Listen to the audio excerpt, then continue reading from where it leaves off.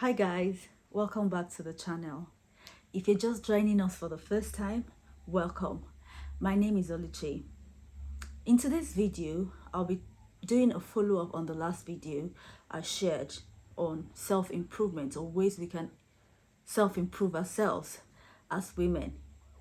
Now, as a follow-up to that, I said I was going to talk about self-esteem because when you're talking about improving yourself, you're talking about building confidence as a woman.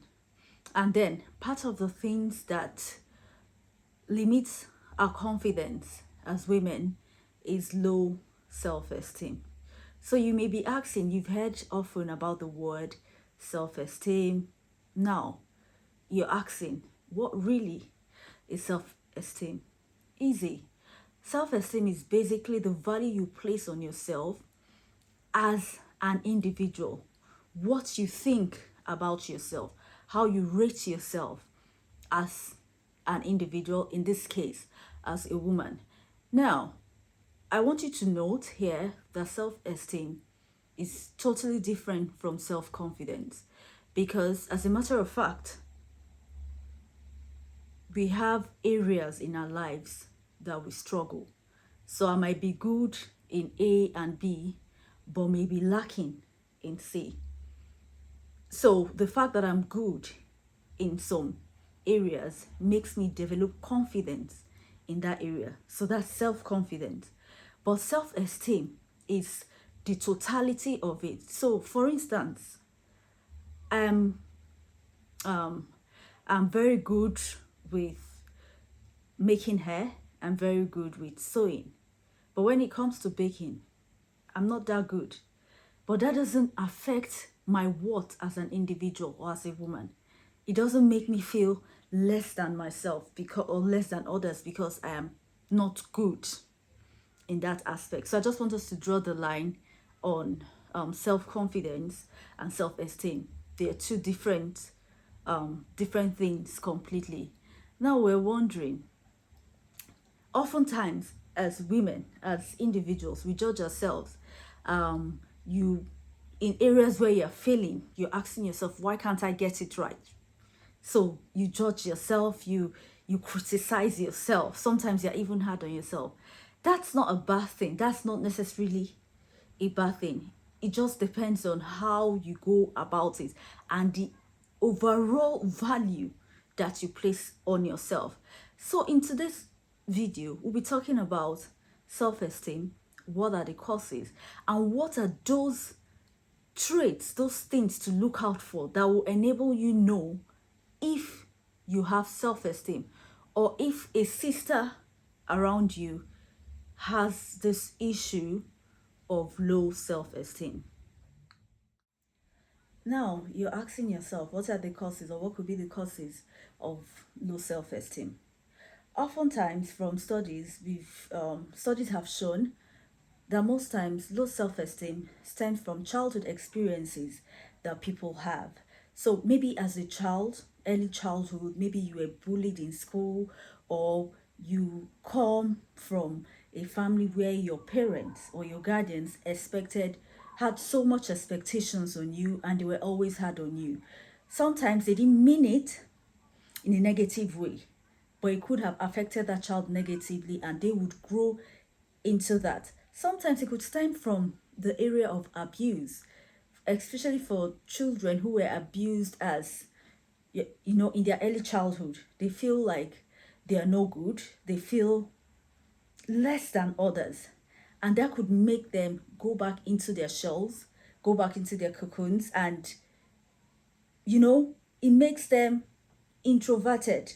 It makes them feel less than others. It makes them feel, oh, nothing good. Maybe it could come out of them.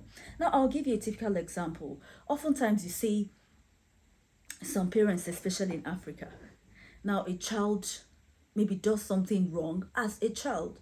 Now, instead of correcting the child positively, they go on and use words as, oh, you are a useless child, or you're stupid, or, you nothing good. You would not amount to anything good. These are words. I want you to understand today that every word spoken is a seed. And what happens to a seed? When you plant a seed, that seed, if watered, is going to grow. Either it's turning into a shrub, grows into a plant, or grows into a tree. But when you plant a seed, that seed will grow. And those words that you keep telling those child repeatedly are sown into the heart of that child. And the child begins to think about it and begins to say, perhaps I'm a no good. Perhaps, like my mom said, I can't amount to anything. Perhaps I'm useless after all. You also see some children in school who were bullied. I'm a typical example. I went to a boarding school. And as at the time I was in GS1, I got bullied in school. An experience I can never forget, right? I still tell this story. Anyone who is close to me must have heard me say this story at one point or another, because somehow it helped to mold me, build me, give me this tough skin that you see today. All right. So I had this classmate, unknowingly to me, she was my classmate. And I just came into school because I resumed like 2 weeks late. And she calls me. I was very smallish. And she calls me, hey, you come here. She started using abusive word. I didn't understand Yoruba. She started speaking that language. And she said a lot of unprintable things. I was just, I think, 10 years old. And I can remember crying bitterly. In fact, at that point, I wasn't crying until all of these words she said. A few days later, I made a friend who happened to be from the same tribe she's from. And I asked the girl, someone said so and so and so. Can you please translate what this means in English? And immediately she told me, she translated it. Oh my goodness, I cried so badly. I started running temperature. I was taken to the sick bay, to the school clinic.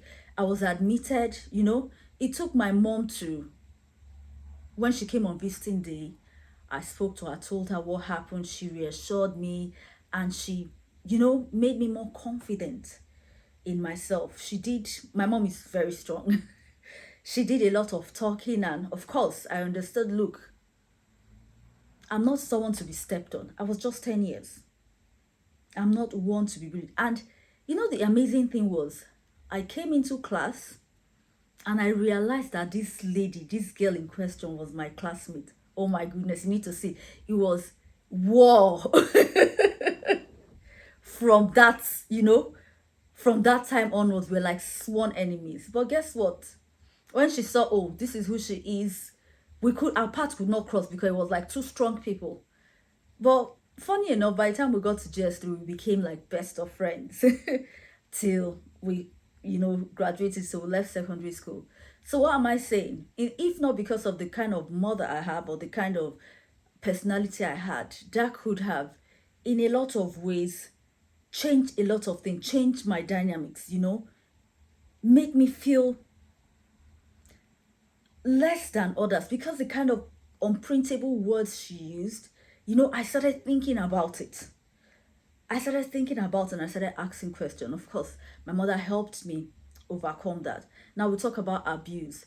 A lot of times, even some children are abused, maybe sexually, you know, emotionally, mentally. It affects them in a negative light. So these are one or a few of the causes of a low self-esteem. Now that we know the causes, I'm sure we want to know, what are the effects of a low self-esteem? Very simple. One of the effects that you see every day, especially with women, is the inability to build positive relationships or to build good relationships. Now, you're asking, what are the effects of a low self-esteem? Could it be that bad? Number one effect of low self-esteem is lack of self-value or self-worth. You make yourself a dumping ground for all manner of BS. You can't build sustainable relationships. You can't build positive relationships because you can't even identify what is good from what is bad, because you have low or zero self-worth. You've placed zero value on yourself. You know, coincidentally, this morning, a friend of mine sent a post and she's asking, oh, if you were in an abusive relationship with someone and he's begging you to come back, and each time you give him another chance, he comes back, he does even worse, he deals with you even more. Is it advisable to go back to this person? Now, I laughed when I saw it and I said, look, the first thing first in life is to love yourself. I'm a Christian, and even my Bible tells me, love your neighbor as you love yourself, no more than you love yourself. You should love yourself. And because you love yourself and you have value for yourself, you're not going to make yourself a dumping ground for badly raised men or badly behaved men. That's number one. So because there's lack of value on yourself, you place zero or low value on yourself, you basically do not have any self-worth. You find that you can't even identify good relationships and anything just goes for you. Now, another effect is always constantly seeking validation from others. You want to know if you want to be a self-pleaser, right? You want to know if you want others to accept you, you want to join the clique, you want to join, the happening. You just want to feel among, right? That's one of the effects of a low self-esteem. Then you are also unable to make decisions for yourself. So each time you need to make decisions, you are relying on others to make decisions for you because you feel, oh, I'm not good enough. I would never know the right thing to do. I would never be able to make the right decision.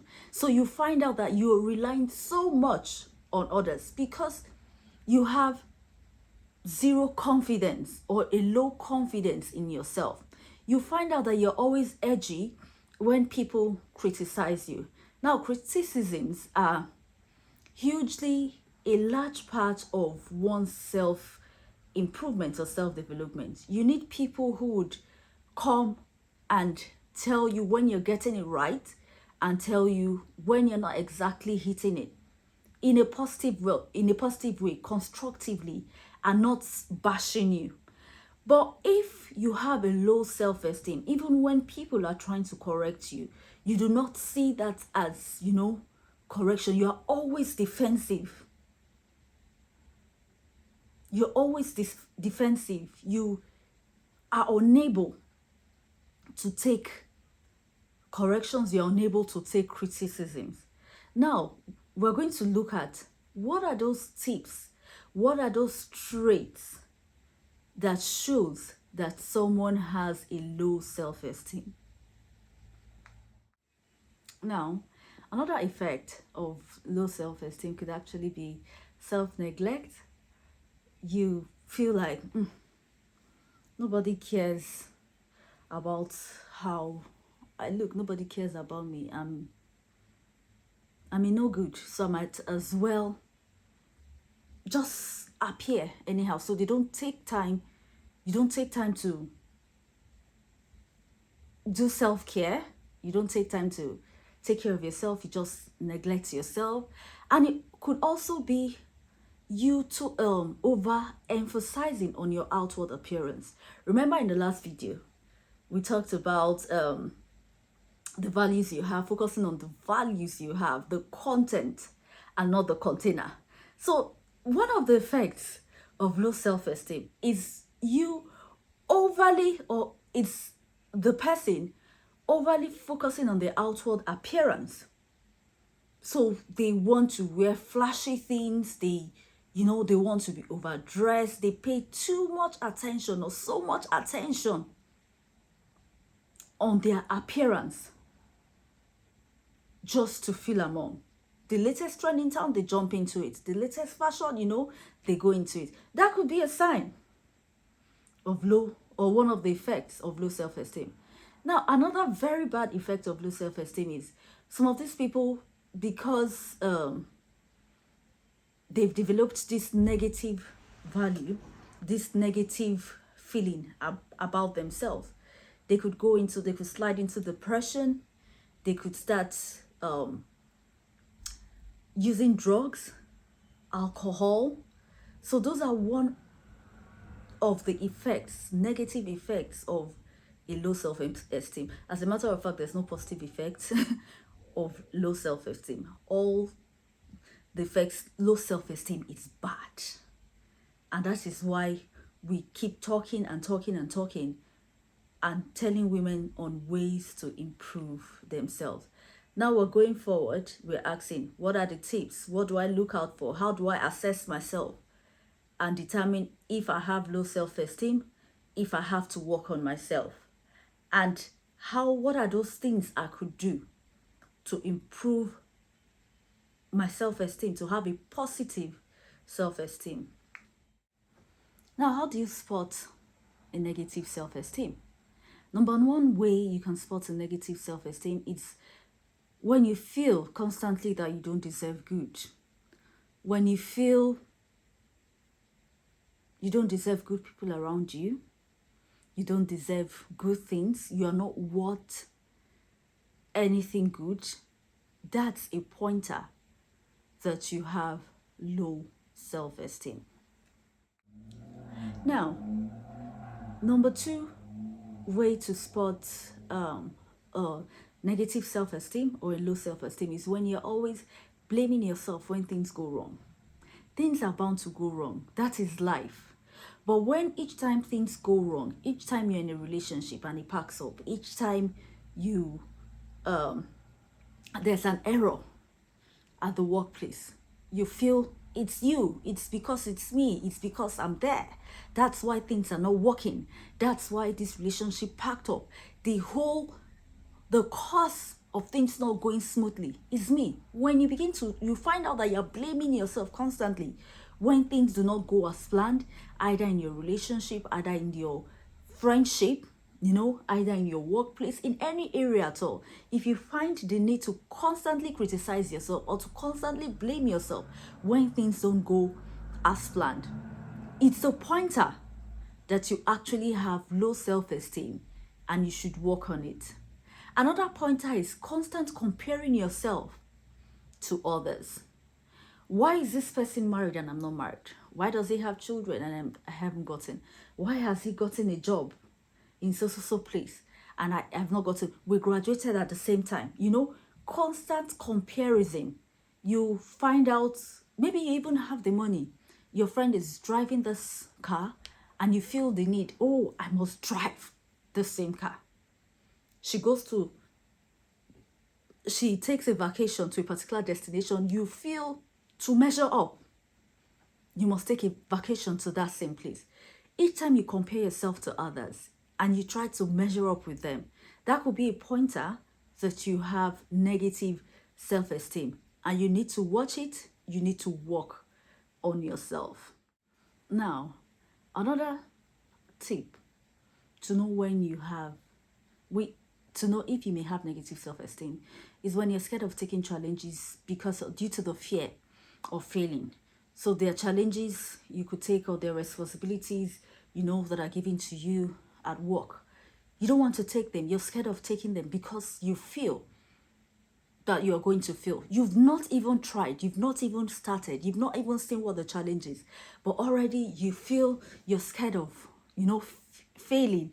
You feel you're going to fail, and thereby you do not want to take the challenge. That's one tip to know that you may have self-esteem and you may need to work on it. Now, we talked about, when we're talking about the effects, we talk about being very critical about yourself, criticizing yourself, not being kind to yourself, and, being hard on yourself. Not being able to take criticisms when people, let you know, oh, you're not doing this correctly, you're not doing this well.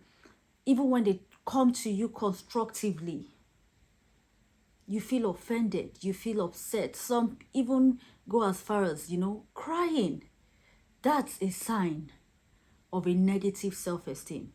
You should be able to accommodate constructive criticisms. If you're unable to accommodate, to receive constructive criticisms, then that might be a sign that you're suffering from a low self-esteem and you need to work on yourself. Now, if you find yourself constantly being angry, being depressed, being anxious, worrying too much, that might just be a sign of a low self-esteem. When you are easily angered, aggressive, this feeling of depression, this feeling of, anxiety, worrying over everything, that might be a sign of a low self-esteem. Now, when you're always focusing, if you find yourself always focusing on your weaknesses rather than your strengths, if you put your strength in focusing on your weaknesses rather than focusing on your strengths and achievement, that also could be a sign of low self-esteem. So rather than focusing on your weakness, rather than focusing on what you cannot do or what you can't achieve, praise yourself for what you have achieved and what you can achieve. Give yourself a pat on the back. Celebrate, all wins, both small, big. A win is a win. So when you find yourself, oftentimes you see people, they do well and you praise them and they feel like, why are you praising me? No, that's not good enough. That's not good enough. I didn't do it well. That could be a sign of low self-esteem. Now, when you're always making jokes of yourself in a negative way, or you're constantly, making jest of yourself, using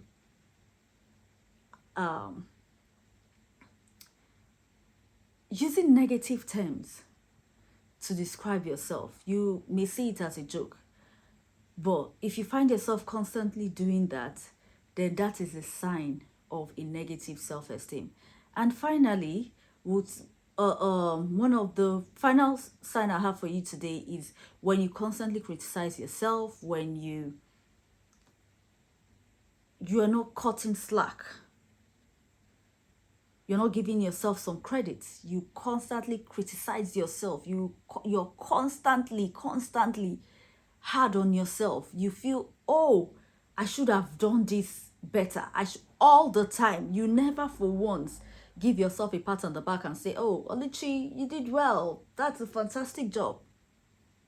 Rather, when people applaud you for your efforts, you say, no. You get offended even, or you get embarrassed when people applaud you for your efforts. That's not being humble. That's actually a sign of low self-esteem, and you need to work on it. So my dear sisters, now that we have shared the signs, the causes of a low self-esteem and the signs to look out for, you're going to go back and do a self-reflection. Think, could any of this apply to me? And then we'll do a video where I'll share with you trusted ways in which you can build your self-esteem. You can boost that self-esteem. You can take it from low to high, irrespective of your status, irrespective of where you are. I'll give you a typical example. Back then when I was in uni, I used to have this friend. Oh my goodness, I can't forget that experience. She was defending a seminar and she went full of confidence. And in that confidence, all she was saying was rubbish. Like everybody knew, not everybody, but people who knew what was up in the class, people who took their studies seriously, knew she was giving wrong results, she was mixing things up, she didn't know what she was doing. And she didn't care. My goodness. She was very confident and did the presentation. And everybody clapped for her. Why? A for effort, A for the confidence. So even in your in you being wrong, you can still be confident. You don't have to put your head down. No. You can still be confident. And when you come out of that situation, you go and take your lessons. You learn from it.